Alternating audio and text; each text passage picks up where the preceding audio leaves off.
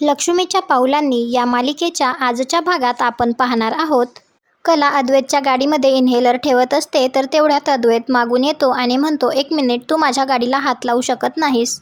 मगाशी माझ्या रूममध्ये इन्हेलर ठेवलास, आता माझ्या कारमध्ये ठेवलास. तुला काय वाटतं मी सतत आजारी पडतो का? कधी बघितलंस का मला याआधी आजारी? तर कला म्हणते, नाही, आणि यापुढे पडूही नकोस. पण आपण तयारीत राहायला हवं ना?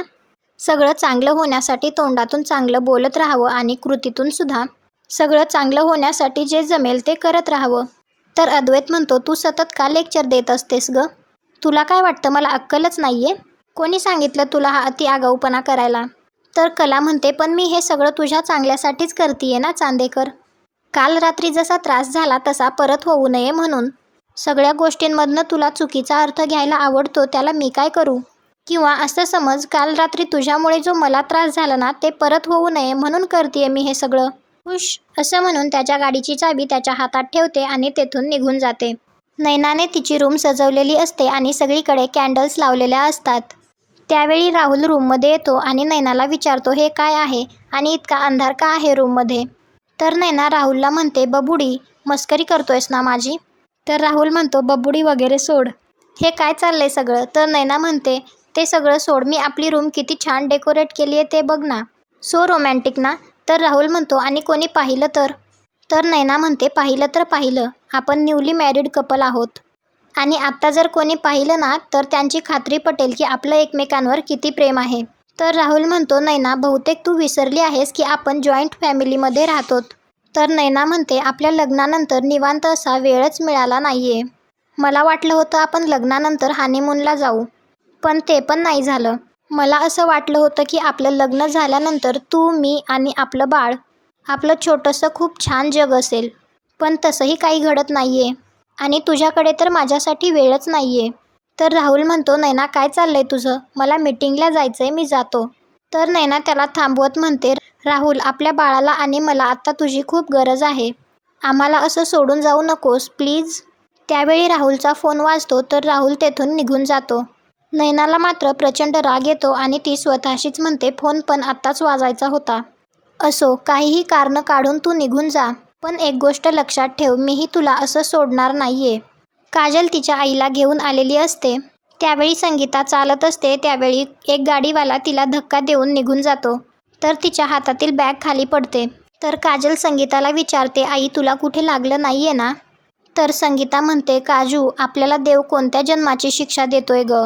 माझ्या हातून खूप चुका झाल्यात म्हणून हे सगळं असं होतंय. तर काजल म्हणते, आई, असं काही नाहीये. तर संगीता म्हणते, असंच आहे, तुझ्या बापाला मदत करायची होती म्हणून मी हा सगळा घाट घातला होता ना, आणि बघ काय झालं ते. तर काजल म्हणते, यात तुझी चूक नाहीच आहे, त्याचे डोळे फुटले होते, तो आडवा गेला ना म्हणून हे सगळं झालं. तू इकडेच थांब, तो तिकडे गेलाय, मी त्याला बघून येते लगेच. आणि ती जायला लागते तर संगीता तिला थांबवते आणि म्हणते, आपलंच नशीब वाईट आहे म्हणून हे सगळं असं होतंय. जाऊ देत, चल आपण घरी जाऊ. तर काजल म्हणते, नशीब वगैरे काही नाही आई, आपण जर एखादं काम मनापासून केलं तर ते पूर्ण होतंच. आणि तू अजिबात लोड घेऊ नकोस. हे पापड सांडले म्हणून काय झालं, आपण घरी जाऊ आणि नवीन पापड तयार करू आणि नव्या एनर्जीने काम करायचंय आता. अजिबात हरायचं नाहीये आपण, काय? तू आणि मी एक टीम आहोत आपण. इकडे कला भाजी नीट करत असते. त्यावेळी नैना चांदेकर या नावाने एक कुरिअर येतं. कला ते कुरिअर घेते आणि पाहते तर Miss and Mrs Kolhapur beauty कंटेस्टचं ते कुरिअर असतं. त्यावेळी ती मनात विचार करते, नैनाताई अशा अवस्थेत ब्युटी कंटेस्टमध्ये भाग घेणार आहे का? हे कसं शक्य आहे? आणि ती वाचते तर तिला समजतं ही स्पर्धा तर 4 महिन्यानंतर आहे. तेव्हा नैनाताईला किमान 6वा महिना तरी चालू असेल. पण मग या अवस्थेत ती स्पर्धेत भाग कसा घेईल? ताईला हा फॉर्म भरताना कितवा महिना असेल हे लक्षात आलं नाही का? मग तिने हा फॉर्म भरलाच कसा? नैनाताई तिच्या गरोदरपणाच्या बाबतीत खोटं तर बोलत नसेल ना? त्यावेळी तेथे नैना येते आणि कलाला म्हणते, घरातील कामं बाजूला ठेव आणि आधी माझ्यासाठी कॉफी आण. आणि साधी कॉफी नको तर आल्मंड मिल्कमधली आण. तर कला ते कुरिअर तिला दाखवत विचारते, हे काय आहे? ते पाहून तर नैना खूप खुश होते आणि म्हणते, आता मला तयारी सुरू करावी लागेल. तर कला विचारते, कसली तयारी ताई? तर नैना म्हणते, ब्युटी कंटेस्टची. अजून कसली? तुला माहिती आहे का, या ब्युटी कंटेस्ट अजिबात सोप्या नसतात. खूप तयारी करावी लागते आणि तुम्हा सगळ्यांना माहिती आहे की मी सुंदर आहे, स्मार्ट आहे, स्वीट आहे. पण तिकडे माझ्या याच क्वालिटीजना जास्तीत जास्त ग्रूम केलं जातं. चालायचं कसं, बोलायचं कसं, किती बोलायचं, इनफॅक्ट आपण जे कपडे घालतो ना ते सुद्धा कसे कॅरी करायचे हे सगळं शिकवलं जातं. मीही कोणाला सांगतीये म्हणा. असो. आणि कलाला म्हणते, कला काकू तुम्हाला नाही कळणार. असू द्या. तर कला म्हणते, ताई ते सगळं ठीक आहे, पण तू प्रेग्नेंट असताना या सगळ्याची तयारी कशी करणार आहेस? आणि त्या तारखेनुसार तर तुझा 6वा महिना सुरू असेल ग. तर नैना म्हणते, प्रेग्नेंट असले म्हणून काय झालं, मी माझे स्वप्न तर विसरू शकत नाही ना. आणि मला विचारशील ना तर आपली स्वप्न आपण कधीही आणि कशीही पूर्ण करू शकतो. आणि मी तर फक्त फॉर्मच भरलाय. आणि याचा पहिला राऊंड तर एका महिनाभरातच आहे. आणि मला चेक करायचं होतं की मी सिलेक्ट होऊ शकते की नाही. म्हणून मी जस्ट फॉर्म भरलाय, जस्ट पार्टिसिपेट करतेय मी. तर कला म्हणते, मी एवढंच म्हणतेय की ताई तोपर्यंत तुझं पोटसुद्धा दिसायला लागेल. म्हणजे अवघड होईल ना गं. आणि इतर कामं असती तर गोष्ट वेगळी होती. तर नैना म्हणते, कला मी तुला कॉफी करायला सांगितली होती ना, जा बनवून आण. इथे नको थांबूस. असं म्हणून तिला तेथून पाठवून देते. कला कॉफी बनवताना मनात विचार करते, नक्कीच काहीतरी गडबड आहे. ताई अशी का वागतीये? हे सगळं ती खरंच स्वतःला प्रूव्ह करण्यासाठी करतीये की ती प्रेग्नेंट असल्याचं विसरलीये? एवढी मोठी गोष्ट कशी विसरू शकते ती? त्यानंतर कला रूममध्ये आवराआवर करत असताना सुद्धा मनात विचार करते, नैनाताईचं नक्की काय चालू आहे हेच कळत नाहीये. आणि घरी जर हे सगळं सगळ्यांना कळलं की ती अशा अवस्थेत सौंदर्य स्पर्धेत वगैरे भाग घेतीये तर काय वाटेल सगळ्यांना? ताईच्या या वागण्याचा मलाच धक्का बसलाय. इथे घरी काय होईल कोणास ठाऊक. तिचं नुकतंच लग्न झालंय आणि फक्त लग्नच नाही तर आता तिला बाळसुद्धा होणार आहे. काय करतीये ती? आणि त्यात घरी रोज तिच्यामुळे काही ना काही वाद होतातच.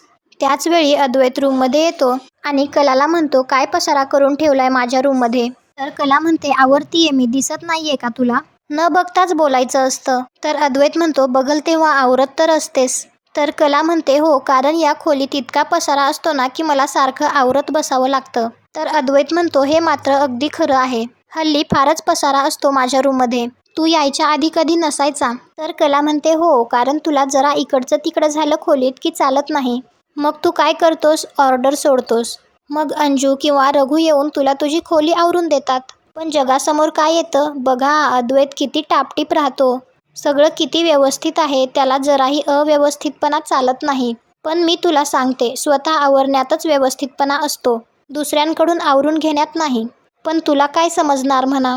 तर अद्वैत म्हणतो, मी माझं आवरतीये एवढं सिंपल वाक्य बोलण्यासाठी 9 डझन वाक्य बोललीस. एवढ्या वेळात 3 वेळा आवरून झालं असतं सगळं. तर कला म्हणते, तू मला माझं काम सांगू नकोस, कळलं ना? मला माझं काम कळतं. तर कला कपाटामध्ये तिची बॅग ठेवायला जाते तर अद्वैत लगेच म्हणतो, तू माझ्या कपाटाला का हात लावायला जातेस? तर कला म्हणते, कारण मला माझी बॅग इथे ठेवायची आहे म्हणून. तर अद्वैत म्हणतो, अजिबात नाही. तर कला म्हणते, अजिबात नाही म्हणजे काय? माझी बॅग बाहेर दिसली तर परत म्हणशील, पसारा बघ किती केलाय, तुझी बॅग बाहेर पडलीये. तर अद्वैत म्हणतो, तरीही नाही. माझ्या कपाटात तुझं कुठलंही सामान ठेवायचं नाही, त्यात जागा नाही. तर कला रिकामी जागा दाखवत म्हणते, ही काय, एवढी तर जागा आहे कपाटात. तर अद्वैत म्हणतो, तुझं कुठलंही सामान ठेवायचं नाही. तर कला म्हणते, का नाही ठेवायचं? आजोबांनी जर मला सांगितलंय की तू या खोलीत राहायचं तर का नाही ठेवायचं? तर अद्वैत म्हणतो, मग दिली आहे ना रूम, कपाट कशाला हवं आहे? तर कला म्हणते, अख्खं कपाट कोणीच मागत नाहीये, मी फक्त कपाटात एक कप्पा मागतीये. आणि त्या न्यायाने जर मी या खोलीत राहत असेल तर मला या कपाटातला एक कप्पा तर मिळालाच पाहिजे. तर अद्वैत म्हणतो, मी कप्पा देणार नाही. तर कला म्हणते, अशा आवेशात बोलतोय जसं की मी तुझ्या मनातच कप्पा मागतीये. कपाटातला कप्पा हवाय मला फक्त. तर अद्वैत म्हणतो, मनातला कप्पा? आणि तुला तसला तर विचारच आणू नकोस. तर कला म्हणते, करतच नाहीये, तूच कप्पा कप्पा करतोयस. मी फक्त गैरसमज होऊ नये म्हणून स्पष्ट केलं. चल हो बाजूला, मला बॅग. तर अद्वैत म्हणतो, बाजूला नाही होणार आणि या कपाटात कुठलंच सामान ठेवायचं नाही. माझी रूम आहे ना, माझं कपाट आहे, त्यात कुठला कप्पा घ्यायचा ते मी ठरवणार. तर कला म्हणते, ठीक आहे, हा कप्पा तू ठेव, मग मला दुसरा कप्पा दे. तर अद्वैत म्हणतो, नाही मिळणार, बघू कसा घेतेस तू कप्पा. तर कला म्हणते, आता तर मी याच कप्प्यात माझी बॅग ठेवणार. तर कला त्या कप्प्यात तिची बॅग ठेवते आणि आगाऊ असं म्हणून तेथून कपाट लावून निघून जाते. तर अद्वैत अति आगाऊ असं म्हणतो. दुसऱ्या दिवशी अद्वैत काम करत असतो त्यावेळी कला तेथे येते आणि त्याला विचारते, काम करतोयस का? तर अद्वैत म्हणतो, दिसत नाही का? तर कला म्हणते, दिसतंय म्हणूनच विचारलं ना. तर अद्वैत म्हणतो, दिसतंय तर मग विचारायची काय गरज आहे? तर कला म्हणते, नसतं विचारलं तर चिडला असतास माझ्यावर. माझं महत्त्वाचं काम आहे तुझ्याकडे. तर अद्वैत म्हणतो, तुझं जे काही काम असेल ते तुझं तू कर. मी आत्ता खूप कामात आहे. तर कला म्हणते, तुला सरळ काही बोलताच येत नाही का रे? सारखं तिरसटासारखाच वागतोस. माझं काहीतरी महत्त्वाचं काम असू शकतं ना. 100 वाक्य बोलून वेळ वाया घालवतोस. त्यात 50 वेळा वेडे वाकडे चेहरे करून माझ्याकडे बघतोस. मला काय म्हणायचंय ते एकदा तरी ऐकून घे की. तर अद्वैत म्हणतो, झालं का तुझं, जा आता. तर कला म्हणते, माझ्यासाठी नाही पण निदान आजोबांसाठी तरी. तर अद्वैत विचारतो, आबांसाठी म्हणजे? काय झालं? तर कला म्हणते, आजोबांची औषधं संपली. मी घेऊन आले असते पण माझ्याकडे पैसे नाहीत. म्हणून तुला प्रिस्क्रिप्शन द्यायला आले होते. तर अद्वैत म्हणतो, मग हे आधी सांगता येत नाही का? ठेव, प्रिस्क्रिप्शन आणतो. तर कला तिथे ठेवून निघून जाते. अद्वैत ते प्रिस्क्रिप्शन पाहत असतो त्यावेळी त्याला कोल्हापूर सिटी बँकेतून कॉल येतो. आणि तो माणूस अद्वैतला म्हणतो, तुम्ही अकाउंट उघडण्यासाठी मला बोलवलं होतं. तर अद्वैत विचारतो, कधी येताय तुम्ही? तर तो माणूस म्हणतो, थोड्या वेळात आलं तर चालेल का? तर अद्वैत म्हणतो, हो चालेल, या.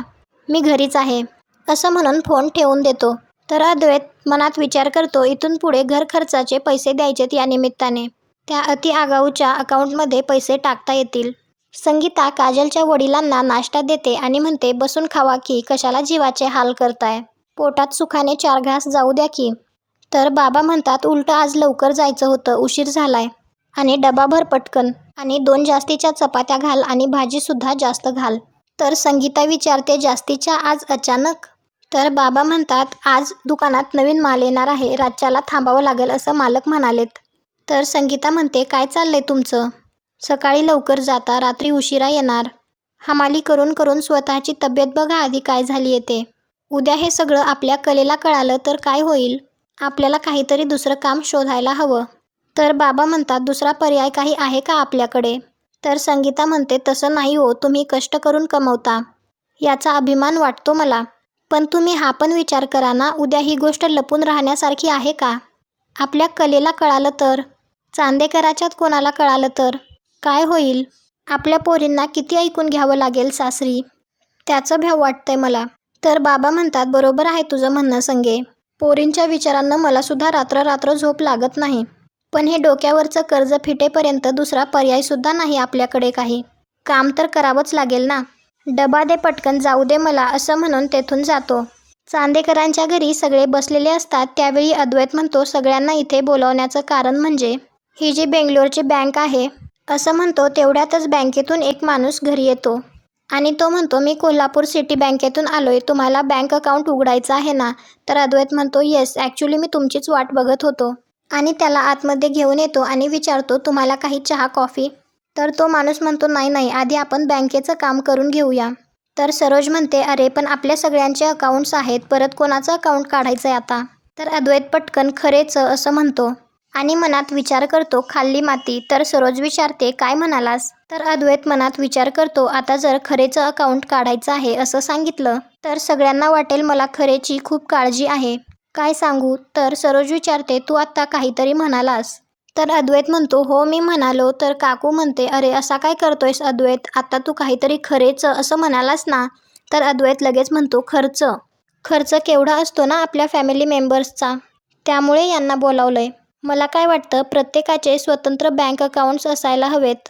आपल्याकडे कसं आहे माहिती आहे ना, प्रत्येकाचे बँक अकाउंट्स आहेत, पण ते वेगवेगळ्या बँकेत आहेत. मला असं वाटतं सगळ्यांचे अकाउंट्स हे एकाच बँकेत असायला हवेत. म्हणजे कोणाला काही खर्च करायचा असेल तर त्याला त्याचं स्वातंत्र्य राहील. आणि त्यात आपल्याकडे कसं आहे, जे लोक बाहेर जाऊन काम करतात त्यांचेच फक्त अकाउंट्स आहेत. घरातल्यांचे अकाउंट्सच नाही आहेत. या निमित्ताने सगळ्यांचे अकाउंट्स काढता येतील. म्हणजे डे टू डे ट्रान्झॅक्शन्स जे काही असतील ते करणं सोपं होईल. तर कला मनात विचार करते, अच्छा, जेव्हा भांडायचं असतो तेव्हा सटासट बोलतो हा, आणि आता किती गोल गोल करून बोलतोय. मगाशी ओघात चटकन खरे बोलून गेला. मी तर स्पष्ट ऐकले. तर सरोज म्हणते, पण ऑलरेडी आपल्या सगळ्यांचे अकाउंट्स आहेत ना? तर अद्वैत म्हणतो, आई अगं, पण काकीचं अकाउंट कुठे आहे? तर काकी म्हणते, माझं. तर लगेच तिचा नवरा म्हणतो, रजनीला अकाउंट काय करायचंय? ती कुठे बाहेर जाऊन कमावते का? तर अद्वैत म्हणतो, काका, अरे बरोबर आहे तुझं. ती बाहेर जाऊन कमवत नसली तरी घरातले व्यवहार तीच बघते ना. तिला सुद्धा प्रत्येक वेळी कोणाकडे तरी पैसे मागावे लागतात आणि ते काही बरोबर वाटत नाही. या निमित्ताने आपण सगळे घर खर्चाचे पैसे तिच्या अकाउंटला ट्रान्सफर करत जाऊ. म्हणजे तिलासुद्धा स्वातंत्र्य राहील. तिला पैसे हवे असतील तर कोणाकडे मागायला नको. आणि इथून पुढे तिला स्वतःसाठी सुद्धा काही खर्च करायचा असेल तर ती करू शकेल, नाही का? इनफॅक्ट मी तर म्हणतो अंजू, आनंद आणि रघु यांचेसुद्धा पगार बँक ट्रान्सफर करत जाऊ. म्हणजे त्यांनासुद्धा सेव्हिंग्ज करता येतील. तर आबा म्हणतात उत्तम विचार. आता रजनीच्या बरोबर अंजू, आनंद, रघु यांचं अकाउंट काढच, पण कलाचं सुद्धा अकाउंट काढ. तिलासुद्धा घर खर्चासाठी कोणाकडे हात पसरण्याची गरज नाही. आणि तसं पण घरच्या सुना लक्ष्मी असतात. त्यांना असं पैसे मागायला लावणं चुकीचं आहे. तर नैना म्हणते आबा मी पण या घरची सून आहे, मला पण अकाउंट काढायचंय. तर आबा म्हणतात मी काय म्हणलं ते ऐकलं नाहीस का तू? मी सून नाही सुना बहुवचन म्हटलं. आणि त्याच्यात तू पण आलीसच की. आणि अद्वैतला म्हणतात कलाच्या बरोबर हिचं सुद्धा अकाउंट काढ. तर अद्वैत म्हणतो काकी तू तुझ्याबरोबर इतरांचेही डॉक्युमेंट्स घेऊन ये, म्हणजे लगेच बँक अकाउंट ओपन करता येईल. तर रजनी बर आलेच असं म्हणून तेथून जाते. आणि आजचा भाग इथेच संपतो. पुढील भागात आपल्याला पाहायला मिळणार आहे कला रिक्षामधून जात असते त्यावेळी तिला समजतं की तिचे बाबा हमालीचं काम करतात. अद्वैत कलाला फोन करत असतो तर सरोज विचारते उचलला का फोन? तर अद्वैत नाही असं म्हणतो. तर सरोज म्हणते नाहीच उचलणार, अगदी बेजबाबदार वागणं आहे तिचं. तर अद्वैत मनात विचार करतो बरोबर बोलती आई. कला इकडे तिच्या घरी येते आणि संगीताला विचारते तुला माहिती होतं ना बाबा हे काम करतायत, तरीसुद्धा तू मला नाही सांगितलंस. फक्त एकदा सांगायचं होतं आई, मी सगळं सोडून आले असते ग. तर संगीता म्हणते म्हणूनच नाही सांगितलं. तुम्हाला काय वाटतं घरी गेल्यानंतर सगळे कलाला रागवतील का एवढा उशीर का केला म्हणून? कमेंट करून नक्की सांगा. आणि हा भाग आवडला असेल तर व्हिडिओला लाईक करा. पुढे काय होईल हे पाहण्यासाठी आपल्या मराठी मालिका या चॅनलला सबस्क्राईब करा. भेटू उद्याच्या भागात.